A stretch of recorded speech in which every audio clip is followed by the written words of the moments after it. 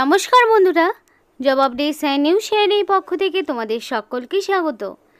তো বন্ধুরা, আজকে আমি কথা বলবো পশ্চিমবঙ্গ সরকারের পক্ষ থেকে বের হওয়া আরও একটি গুরুত্বপূর্ণ চাকরির বিজ্ঞপ্তি নিয়ে, যেখানে তোমাদের বলে রাখি প্রত্যেকের জন্য গ্রেট অপরচুনিটি। সেটা হচ্ছে মাধ্যমিক পাশে ক্লার্ক নিয়োগ শুরু হয়ে গেল। তো এখানে তোমাদের প্রত্যেকের জন্য অ্যাপ্লিকেশন করার একটা দারুণ অপরচুনিটি, যেখানে ছেলে মেয়ে প্রত্যেকেই তোমরা আবেদন করতে পারবে এবং সম্পূর্ণ স্থায়ী পদে তোমাদেরকে নিয়োগ করা হচ্ছে, সম্পূর্ণ পার্মানেন্ট প্লাস গভর্নমেন্ট একটি জব, যে বিষয়ে তোমাদের সাথে আজকে আলোচনা করব, যেখানে সম্পূর্ণ ডিটেলস তোমরা জানতে পারবে ভিডিওর মাধ্যমে।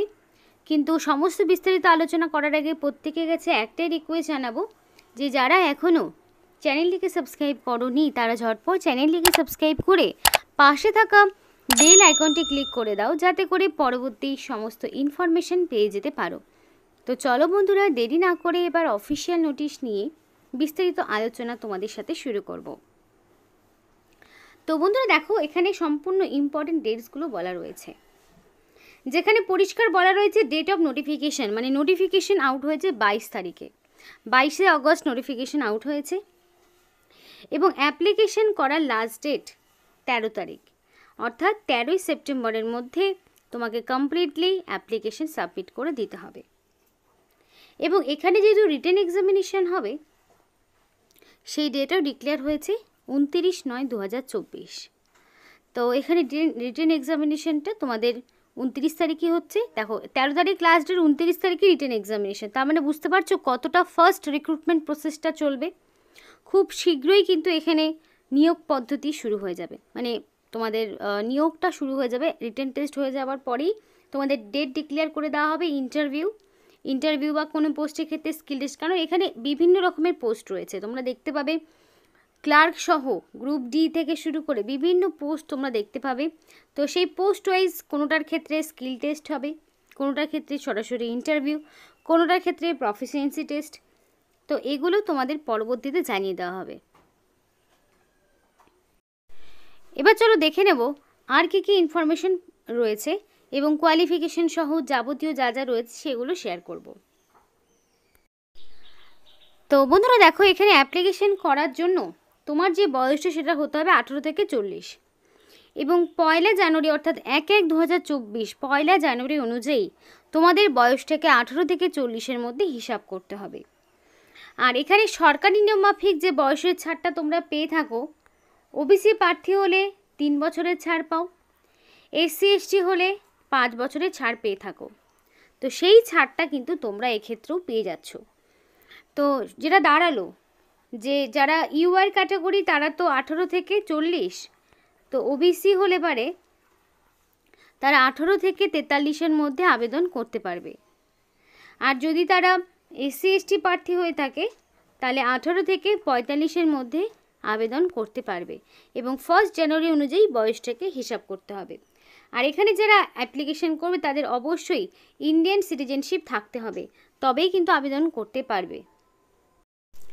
তো বন্ধুরা দেখো, এখানে তোমরা বিভিন্ন রকম পোস্ট পাবে। তার মধ্যে দেখো কিছু পোস্ট রয়েছে যেখানে ছেলে মেয়ে প্রত্যেকেই আবেদন করতে পারবে এবং ক্যান্ডিডেটকে অবশ্যই মাধ্যমিক পাস থাকতে হবে, মাধ্যমিক বা তার সমতুল্য পরীক্ষায় পাস থাকতে হবে। যে কোনো রেকগনাইজ বোর্ডের আন্ডারে তোমরা যদি মিনিমাম মাধ্যমিক পাস করে থাকো তাহলে অবশ্যই এই পোস্টের জন্য তুমি আবেদন করতে পারবে। তো দেখো এখানে কি বলা রয়েছে, এখানে অ্যাপ্লিকেশন তোমরা কিভাবে করবে।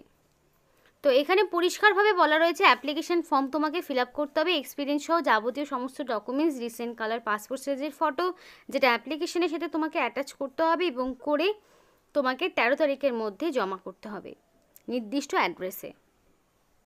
এবার তার জন্য তোমাদের এই রকম একটি অ্যাপ্লিকেশন ফরম্যাট পূরণ করতে হবে, যেখানে ফার্স্টেই তোমাকে মেনশন করতে হবে যে তুমি কোন পোস্টের জন্য অ্যাপ্লিকেশন করছো। তো সেটা ফার্স্টেই তোমাকে মেনশন করে দিতে হবে।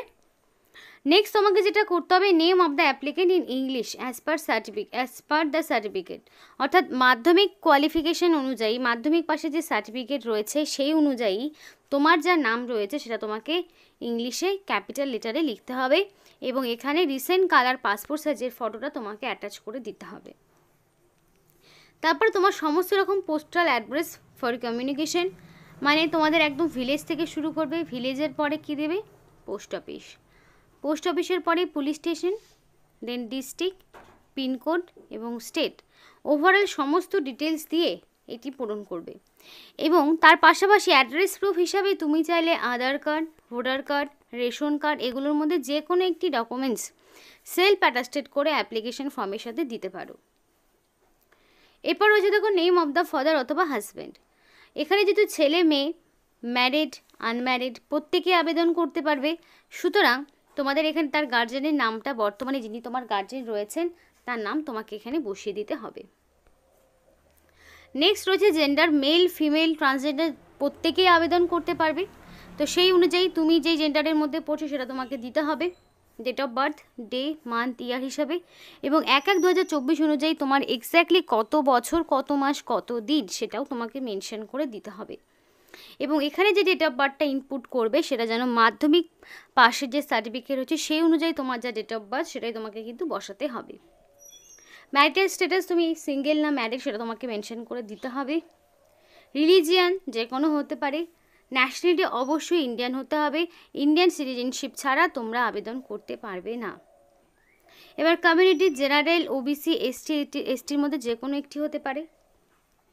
ফিজিক্যালি যদি তুমি চ্যালেঞ্জ হয়ে থাকো তাহলে তুমি ইয়েস দেবে, যদি না হয়ে থাকো তাহলে নো, আর যদি থাকে তাহলে তার সাপেক্ষে তোমাকে প্রুফ দিতে হবে। এবার তোমার পার্মানেন্ট অ্যাড্রেসের ঘরে তুমি সমস্ত রকম ডিটেলস অ্যাড্রেস তুমি দেবে, যদি সেম হয়ে থাকে করেসপন্ডেন্ট অ্যাড্রেস এবং পার্মানেন্ট অ্যাড্রেস তাহলে তোমাকে সেমটাই রিপিট করতে হবে। কন্ট্যাক্ট নাম্বারের জায়গায় অবশ্যই নিজেদের ভ্যালিড কন্ট্যাক্ট নাম্বার, এবং মেল অ্যাড্রেসের জায়গায় অবশ্যই ভ্যালিড এবং ফাংশনাল মেল আইডি তোমাকে দিতে হবে। আধার নাম্বারের জায়গায় অবশ্যই তোমাদের আধার নাম্বার বসাবে, এবং টাইপিং যদি থাকে যদি থাকে দেবে, যদি না থাকে দরকার নেই। কম্পিউটার নলেজ থাকতে হবে, তার কোনো মানে নেই, কারণ ইফ ইনি রয়েছে, না থাকলেও সমস্যা নেই। এবার এডুকেশনাল কোয়ালিফিকেশান, একটা জিনিস বুঝে নাও, যদি তুমি মাধ্যমিক পাশের কোয়ালিফিকেশান আবেদন করো তাহলে তুমি মাধ্যমিক কোয়ালিফিকেশান দেবে, যদি গ্র্যাজুয়েশন করো তাহলে তোমাকে মাধ্যমিক, উচ্চ মাধ্যমিক, গ্র্যাজুয়েশন তিনোটাই দিতে হবে। ফার্স্টের বক্সে সবার প্রথমে থাকবে মাধ্যমিক, কত সালে পাশ করেছো, কোন board, total marks obtain, percentage, তেমনভাবে উচ্চ মাধ্যমিক কোন বোর্ড, কত সালে পাশ করেছো, টোটাল মার্কস, পার্সেন্টেজ সবটা থাকবে। দেন গ্র্যাজুয়েশনেরও সেমভাবে সমস্ত ইনফরমেশনগুলো তোমাকে এখানে ইনপুট করতে হবে। তারপরে অ্যাডিশনাল ইনফরমেশন যদি কিছু থাকে দেবে, যদি না থাকে দরকার নেই। ওয়ার্ক এক্সপিরিয়েন্স থাকলে দেবে, যদি না থাকে তাহলে দেওয়ার প্রয়োজন নেই। এবং অবশেষে কি করবে, একটা তোমাকে সিগনেচার করতে হবে, ফুল সিগনেচার রানিং হ্যান্ড রাইটিংয়ে করবে, এবং ডেট আর প্লেস দিয়ে এই অ্যাপ্লিকেশন ফর্মটি পূরণ করবে। এবং এই যে অ্যাডমিট কার্ডের বিষয়টা সেটা অফিস ইউজ অনলি, তোমাদের কিছু করতে হবে না। এবার তোমাদের বলি কী কী পোস্টে নিয়োগ হচ্ছে। এখানে অফিস অ্যাসিস্ট্যান্ট, ক্লার্ক কাম তোমাদের রিসেপশনিস্ট কাম ডাটা এন্ট্রি অপারেটর পোস্টে নিয়োগ হচ্ছে। তারপরে অফিস পিওন পোস্টে তোমাদের নিয়োগ হচ্ছে। এবার এগুলোর জন্য তোমাদের কোয়ালিফিকেশানটা কী লাগবে একটু দেখে নাও।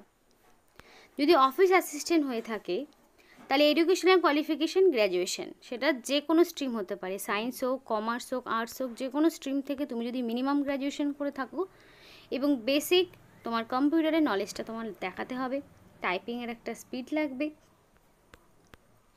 নেক্সট তোমাদের এখানে যে পিওন পোস্ট রয়েছে সেক্ষেত্রে তোমার মাধ্যমিক পাস এবং ability to do work in office, এবং তোমার অফিসে কাজ করার দক্ষতা লাগবে। ছেলে মেয়ে প্রত্যেকেই যেহেতু আবেদন করতে পারবে, মিনিমাম মাধ্যমিক পাস কোয়ালিফিকেশানে আবেদন করতে পারছো। এবং ওয়ার্ক প্রোফাইলগুলো দেওয়া রয়েছে, দেখো কী কী কাজ করতে হবে সে সম্পূর্ণটা দেওয়া রয়েছে। পিওন পোস্টে তোমাকে কী কী কাজ করতে হবে সবটাই দেওয়া রয়েছে। তো এরপরে দেখো তোমাদের দেখাবো স্যালারিটা কী রয়েছে। তো প্রথম পোস্টের জন্য তোমরা 18,000 টাকা পার মান্থ স্যালারি, এবং দ্বিতীয় পোস্টের জন্য 13,750 টাকা পার মান্থ তোমরা একটা বেসিক স্যালারি পাবে। এবং অ্যাপ্লিকেশান করতে হলে এই যে ঠিকানা রয়েছে এই ঠিকানায় তুমি চাইলে বাই পোস্ট, থ্রু পোস্ট, অথবা তুমি গিয়ে সরাসরি অ্যাপ্লিকেশান জমা করতে পারো, কিন্তু 13 তারিখ বিকেল 5টার মধ্যে অ্যাপ্লিকেশান জমা করতে হবে।